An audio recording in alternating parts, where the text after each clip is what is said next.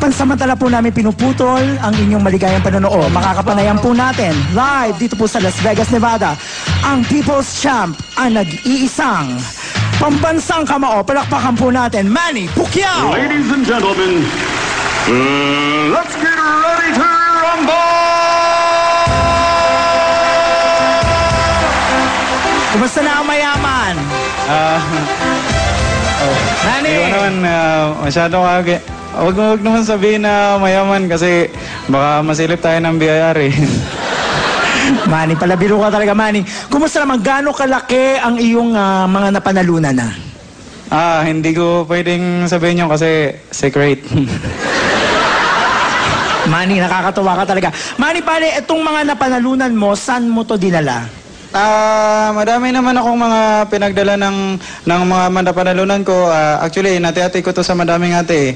Katulad ng? Yung isang hati sa orphanage, yung isang hati sa simbahan, tapos yung kalahati ng kalahati, siyempre sa mga bata.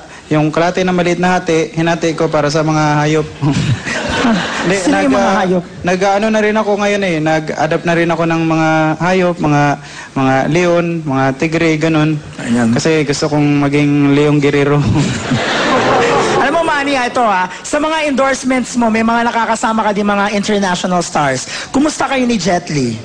Medyo okay naman yung sama namin ni Jet Li. Marami kaming natutunan sa bawat isa. Actually, marami siya natutunan sa akin ng mga Tagalog na salita. Tapos, medyo mahirap kasi yung Chinese na salita eh. Paano mo nasabi? Nailo kasi ako kagaya nung basta may sinabi siya sa akin, ni hao, ganun. Ni hao? Sinagot ko sa kanya kung ano, pork chop ba o talong, anong gusto niya. Gusto niya magsabay na lang. Manny, nung aming ni-recap ang iyong mga laban mula sa simula, karamihan, mga 12 rounds na papatumba mo yung kalaban. The last time, 3 rounds lang si Morales tumumba na. Kumusta yung laban yun ni Morales ngayon? Medyo mahirap kasi yung kay Morales kasi iba yung sitwasyon namin. 3 rounds kasi yun. Kasi pangalawang rounds pa lang, iba yung naramdaman ko eh. Yakap ng yakap sa akin eh. Talaga? Oo. Iba yung naramdaman ko, parang may feeling siya sa akin. Paano mo naman nasabi to, Manny? Kasi may narinig ako, I love you pare. Di ko alam kung paano natutong mag-Tagalog yun. Siguro yun yung practice niya. Pero hindi, joke lang naman yun. Kasi ganun talaga, pag boxing, pag yumakap sa'yo, ibig sabihin, nagpahinga lang yun ng isang seconds, tapos magsusuntok na ulit yun. Tama, normal pero kapag niyakap ka ng kalaban mo, tapos niyakap mo din siya, tapos humiga na kayo, hindi na boxing yun. Manny, ang makakalaban mo bukas ay isang napakabatang manlalaro. Kumusta ang preparasyong ginawa mo para kay Diaz? Ay well, marami naman, proper diet, tapos tumatakbo ko, takbo lang ng takbo, pero bumabalik din naman ako. Pero kasi mahirap din man yung takbo ka lang ng takbo ng walang patunguhan. Baka mapagkamala naman akong sira yung ulo ko doon. Pero ngayon, mayroon akong ginagawa kasi kailangan may aso para lamangan ko yung aso, ganun. So, tumatakbo kang may kasamang aso May kasama din akong aso, ganun. At saka kasama ko si Cockroach. Sinong cockroach? Hindi, si Coach Roach. Kala ko pati ipis. Oo, Coach Roach. Nahirapan lang ako si Coach Roach. Ganun. Manny, ito. Isa sa mga... Manny! Ito isa sa mga huli kong tanong. Si Diaz, kapag kinakapanayam siya, Manny, rami-rami niyang sinasabi. Parang ang sama-sama ng loob niya dahil kadalasan ang mga Meksikanong nakakalaban mo, pinapatumba mo, Manny. Parang gusto niya talagang mapatumba ka ngayon. Anong mensahe mo kay Diaz? Well, Diaz, it's up to you and it's up to me also.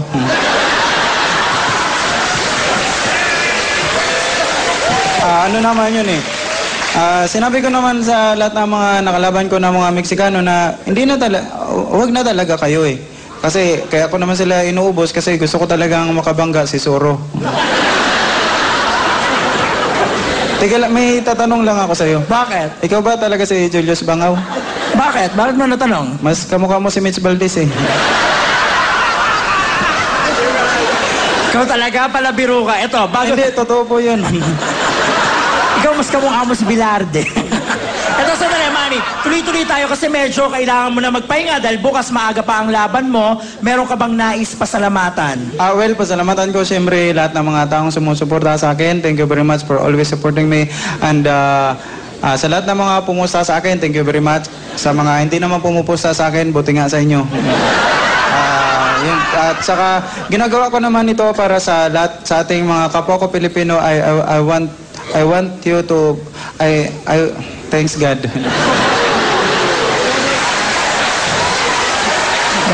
Alam mo, Manny, kitang-kita sa mga nandito ngayon sa Las Vegas, Nevada na tuwang-tuwa sila. Pero gusto ko lang ipaalala sa iyo, Manny, na hindi lahat natutuwa sa tinatamasa mo ngayon. Meron mga ilang kang detractors. Gusto kang pabagsakin. Sinisiraan ka.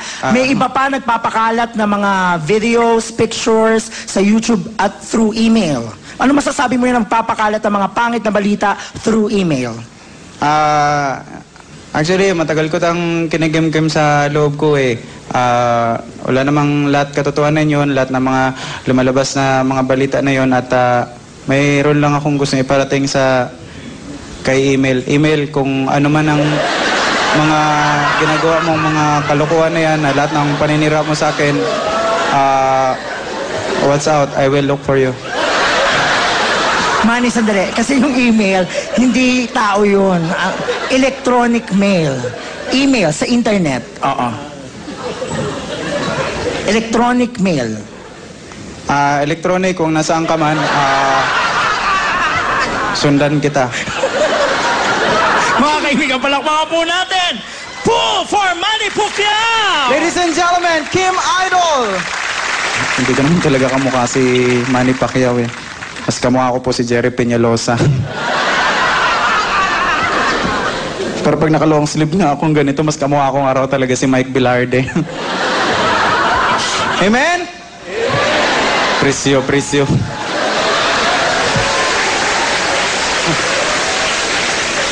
Sa Amerika na, hallelujah!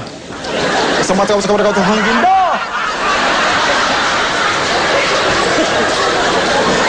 Nakakalakad na ako! Hindi naman ako makakita. Sabagay, mataas ang respeto ko dun kay brother na yan. At least clear siya mag-preach. At saka talagang tagos sa laman kapag nag-preach yun. Talagang mararamdaman mo. Lahat talagang tagasunod, nakikinig talaga sa kanya. May kumpara ko lang siya dun sa isang... Basta may isang pastor, hindi ko ma-recall kung ano yung pangalan. Basta hindi ko maintindihan talaga yung sinasabi niya. Hariso, tabay ka sila manabaril sa mga demonyo! Sabi ko, ano ba yung sinasabi niyan? Hariso, tabay ka sila mga jablo! One time nakaisip ako, nirecord ko, tapos i-plinay ko yung mabagal. Naintindihan ko ano yung sinasabi. Yung una sinabi niya, wag daw tayo mananampalataya so kung saan-saan dahil papasukan at lulukuban tayo ng dyablo. Yung pala ang sinabi niya. Lahat sa sabay kasalamat sa kanina ba ito, dyablo!